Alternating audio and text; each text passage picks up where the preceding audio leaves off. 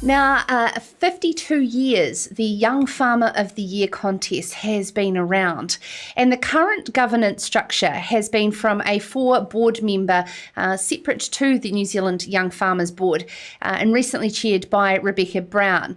In an in-depth review by the chair of New Zealand Young Farmers, Ash-Leigh Campbell, there has been some significant changes, and she's joining us now in studio to discuss why and what the future looks like.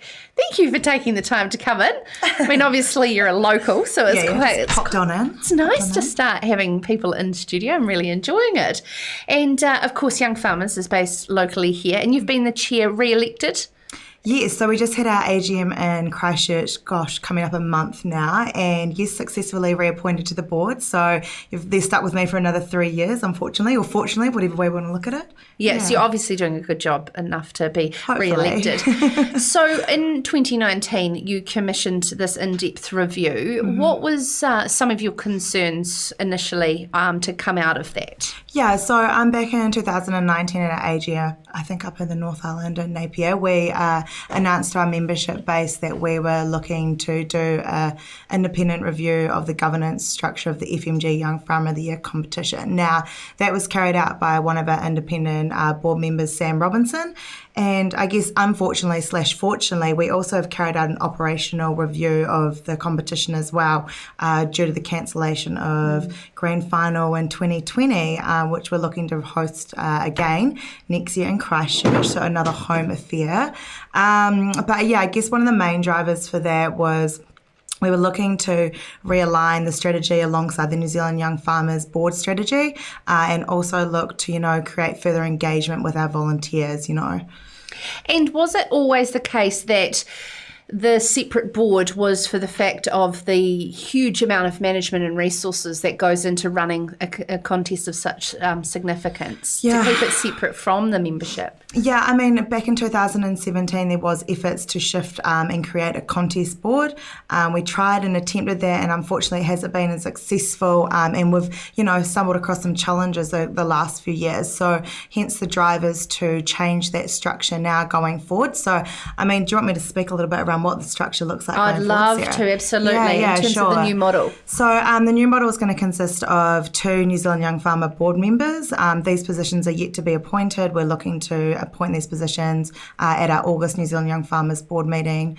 Also to join this new subcommittee will be our principal sponsor, Michelle Stevens from FMG, and we're looking to fill 3 remaining positions on what we call appointed terms. Now, these will be 3-year rolling terms, and we're looking to bring along James Goodwin and also Nigel Woodhead, who sat previously on the contest board, so bringing that continuity forward into the new subcommittee, and we're looking to appoint one more position in a few weeks' time. So those applications open on the 3rd of August, will be open for a couple of weeks. So I guess is my small opportunity to plug for anyone listening in tonight.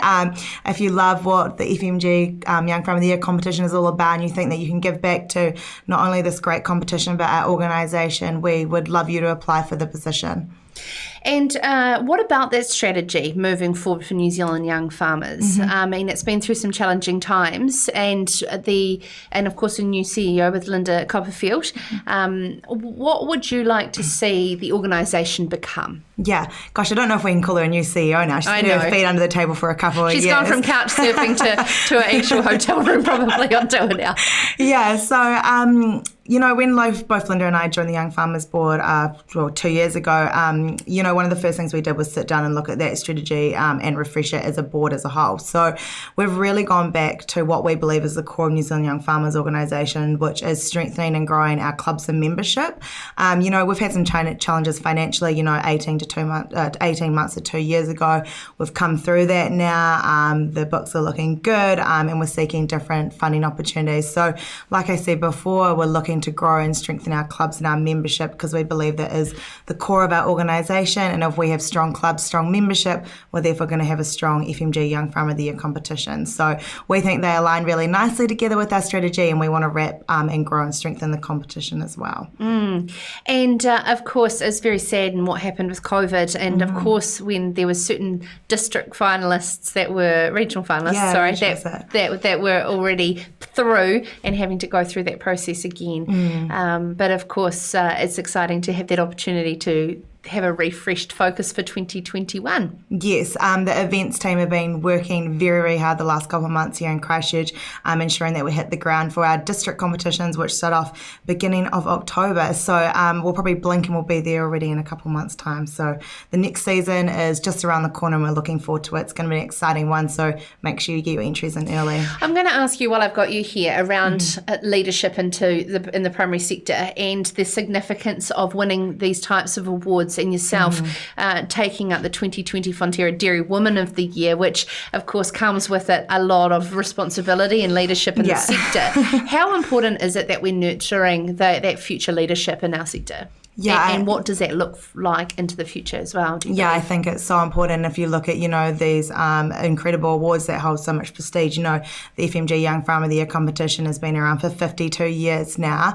And if you look at the long list of previous winners, they've gone on to do great things within our industry. So I think, if we've got a showcase, prestigious event like this, that we're capturing and exciting those young people that are going to be tomorrow's leaders. So, really excited for what our industry can do for the future. Oh, wonderful. I look forward to it. And of course, you've got some fantastic names there on the existing board. And as Ashley said, if you're interested, is there an age cap? No, there's not. Okay. So, like I said, there'll be more information out there in a few weeks' time. Fantastic. So keep your eyes peeled across our social medias. Passion for the New Zealand Young Farmer of the Year contest, then make sure that you keep an eye out for that final directorship on that board as they take it forward to 2021 again in Christchurch. This is Sarah's Country.